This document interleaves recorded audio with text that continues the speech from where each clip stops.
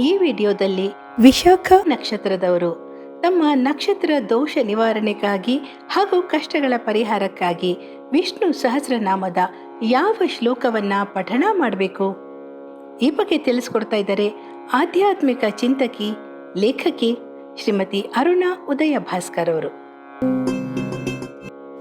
ನಕ್ಷತ್ರ ಹಾಗೂ ಎಷ್ಟನೇ ಪಾದ ಅಂತ ತಿಳ್ಕೊಂಡು ಅದಕ್ಕನುಗುಣವಾಗಿ ವಿಷ್ಣು ಸಹಸ್ರನಾಮದ ಸ್ತೋತ್ರವನ್ನು ಪ್ರತಿನಿತ್ಯ ಕನಿಷ್ಠ 11 ಬಾರಿ ಪಾರಾಯಣ ಮಾಡಿಕೊಂಡ್ರೆ ಎಲ್ಲ ತೊಂದರೆಗಳು, ಅನಾರೋಗ್ಯ, ಆರ್ಥಿಕ ಸಮಸ್ಯೆ, ಬೇಸರ ಹಾಗೂ ಗ್ರಹಚಾರಗಳು ಸಂಪೂರ್ಣವಾಗಿ ನಿವಾರಣೆಯಾಗುತ್ತದೆ. ನಕ್ಷತ್ರ ಮಾತ್ರ ಗೊತ್ತಿದ್ದು ಎಷ್ಟನೇ ಪಾದ ಅಂತ ಗೊತ್ತಿಲ್ಲದಿದ್ದರೆ ಆ ನಕ್ಷತ್ರದ 4 ಸ್ತೋತ್ರಗಳನ್ನು 11 ಬಾರಿ ಹೇಳ್ಕೊಳ್ಬೇಕಾಗುತ್ತೆ. ವಿಶಾಖ ನಕ್ಷತ್ರದ ಮೊದಲನೇ ಪಾದದವರಿಗೆ ಸುಧನ್ವಾ ಖಂಡ ಪರಶುರ್ ದಾರುಣೋ ದ್ರವಿಣ ಪ್ರದಃ ದಿವಸ್ಪೃಕ್ ಸರ್ವ ದೃಗ್ವಾಸೋ ವಾಚಸ್ಪತಿರಯೋ ನಿಜಃ. ನಾಮದ ಅರ್ಥ ಅದ್ಭುತವಾದ ಧನಸ್ಸನ್ನು ಹೊಂದಿರುವವನು, ಚಿಕ್ಕದಾದ ಕೊಡಲಿಯನ್ನು ಹೊಂದಿರುವವನು, ವಿಭಾಗಿಸುವವನು, ಸಂಪತ್ತನ್ನು ಕರುಣಿಸುವವನು, ತನ್ನ ವಾಮನಾವತಾರದಲ್ಲಿ ಆಕಾಶದ ಎತ್ತರಕ್ಕೆ ಬೆಳೆದವನು, ಎಲ್ಲವನ್ನು ನೋಡುವವನು, ವೇದಗಳನ್ನು 4 ಭಾಗಗಳಾಗಿ ವಿಭಾಗಿಸಿದವನು, ಮಾತಿನ ಒಡೆಯನು, ಹುಟ್ಟು ಸಾವುಗಳಿಲ್ಲದವನು.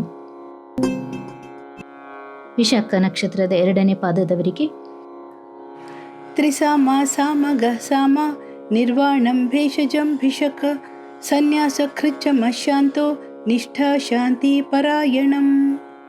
ನಾಮಗಳ ಅರ್ಥ ಸಾಮವೇದವನ್ನು ಪ್ರತಿಪಾದಿಸಿದವನು, ಸಾಮವೇದದ ಮೂಲಕ ಮಧುರವಾಗಿ ಹಾಡಲ್ಪಡುವವನು, ಸಾಮವೇದದ ಮೂಲಕ ಪಾಪವನ್ನು ನಾಶ ಮಾಡುವವನು, ತನ್ನ ಭಕ್ತರ ಸಂತೋಷಕ್ಕೆ ಕಾರಣನಾದವನು, ಚಿಕಿತ್ಸಕನು, ವೈದ್ಯನೂ ಆಗಿರುವವನು, ಮೋಕ್ಷ ಸಾಧನೆಗಾಗಿ ಸನ್ಯಾಸ ಮಾರ್ಗವನ್ನು ಬೋಧಿಸಿದವನು, ಮನಸ್ಸನ್ನು ಹಿಡಿತದಲ್ಲಿಟ್ಟುಕೊಳ್ಳುವುದೇ ಮುಖ್ಯ ಧರ್ಮವೆಂದು ಬೋಧಿಸಿದವನು, ಶಾಂತ ಮನಸ್ಕನು.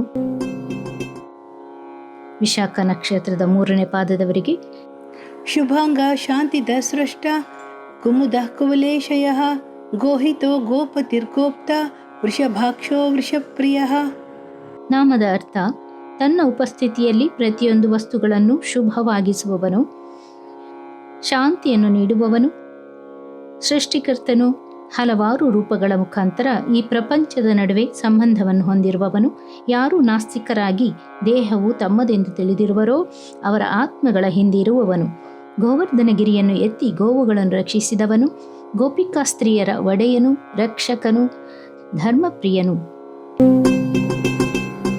ವಿಶಾಖ ನಕ್ಷತ್ರದ 4ನೇ ಪಾದದವರಿಗೆ ಅನಿವೃತ್ತಿ ನಿವೃತ್ತಾತ್ಮ ಸಂಕ್ಷೇಪ್ತ ಕ್ಷೇಮ ಕೃಚ್ಛಿವ ಶ್ರೀವತ್ಸವಕ್ಷ ಶ್ರೀವಾಸ ಶ್ರೀಪತಿ ಶ್ರೀಮತಾಂವರಃ. ನಾಮದ ಅರ್ಥ ಯಾವುದೇ ಸಂದರ್ಭದಲ್ಲಿ ಧರ್ಮದಿಂದ ದೂರ ಸರಿಯದಿರುವವನು, ಪ್ರಪಂಚದ ವಿಷಯ ಸುಖಗಳಿಂದ ದೂರವಿರುವವನು, ಯಾರು ಈ ಬ್ರಹ್ಮಾಂಡವನ್ನು ಪ್ರಳಯ ಕಾಲದಲ್ಲಿ ತನ್ನ ಉದರದಲ್ಲಿ ಅಡಗಿಸಿಟ್ಟು ಸೃಷ್ಟಿಕಾಲದಲ್ಲಿ ಹೊರಬಿಡುವವನೋ ಅವನು, ತನ್ನ ಭಕ್ತರ ಕ್ಷೇಮವನ್ನು ಬಯಸುವವನು, ಲಕ್ಷ್ಮಿಯ ಒಡೆಯನು, ವೇದವನ್ನು ತಿಳಿದವರಲ್ಲಿ ಮೊದಲಿಗನಾಗಿರುವವನು.